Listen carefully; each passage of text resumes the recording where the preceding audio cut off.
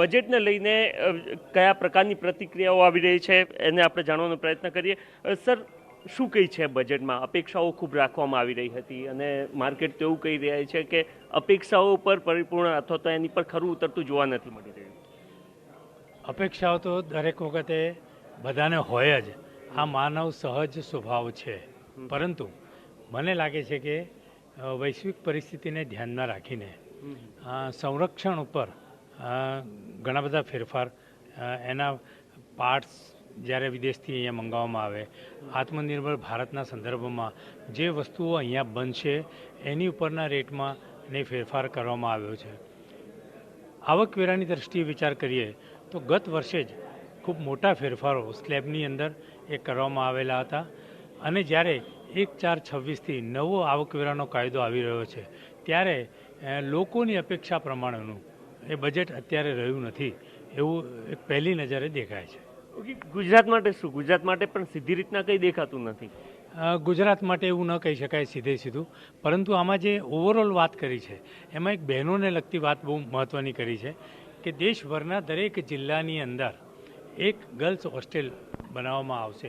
મને લાગે છે કે આ પગલું, ગુજરાત પણ એનું પણ એક પાર્ટ છે, એટલે આ પગલું છે એ બહુ મહત્ત્વનું છે. બહેનોને એટલે મહિલા સશક્તિકરણની દિશામાં, એમને ભણાવવાની દિશામાં, એમને રહેવાના ઘણા પ્રશ્નો છે, એ દિશામાં આ ગર્લ્સ હોસ્ટેલની વાત મને લાગે છે બહુ મહત્ત્વની છે. ઓકે મેડમ, પહેલાં મહિલાઓ માટે શું છે અને બીજું સોના ચાંદી મહિલાઓને ખૂબ પ્રિય હોય છે, એને લઈને કંઈ દેખાતું નથી. સો જનરલી અત્યારે તો ચાંદીનો ભાવ તમે જાણો છો કે એટલો ઇન્ક્રીઝ થઈ રહ્યો છે. સો હું એવી અપેક્ષા રાખું છું કે ચાંદીનો ભાવ રિડ્યુસ થાય અને અમે લોકો જ્વેલરી પહેરી શકીએ અને ઓલ ઓવર બજેટ પણ મને સપોર્ટિવ લાગ્યું છે.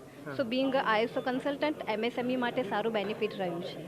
પરંતુ મહિલાઓ માટે શું કહી છે? એના માટે સીધી રીતના કોઈ લાભ જોવા મળી ગયા છે? તો મહિલાઓ માટે એ લોકોએ નવા ટ્રેનિંગ સેન્ટર કર્યા છે, યુથ એમ્પાવરમેન્ટનું પણ કરી રહ્યા છે અને સેમી કન્ડક્ટરમાં એ લોકો જે ઇન્વોલ્વમેન્ટ આપી રહ્યા છે ગવર્મેન્ટ, જે મને સારું લાગી રહ્યું છે.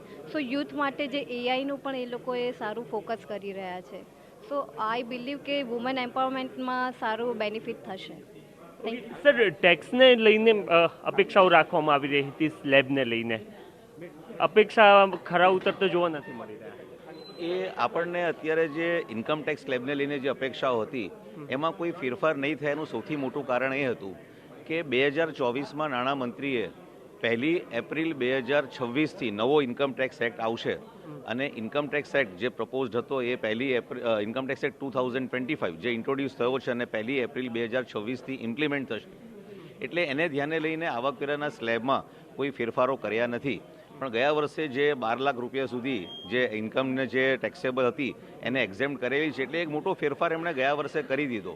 આ વર્ષે ફેરફાર એટલા માટે ન થયો કે નવો ઇન્કમ ટેક્સ એક્ટ આવે છે. પરંતુ જે કંઈ પણ ઇન્કમ ટેક્સમાં ફેરફાર કર્યા, તમે પાર્ટ બીમાં જુઓ કે ડાયરેક્ટ ટેક્સીસમાં જે ફેરફાર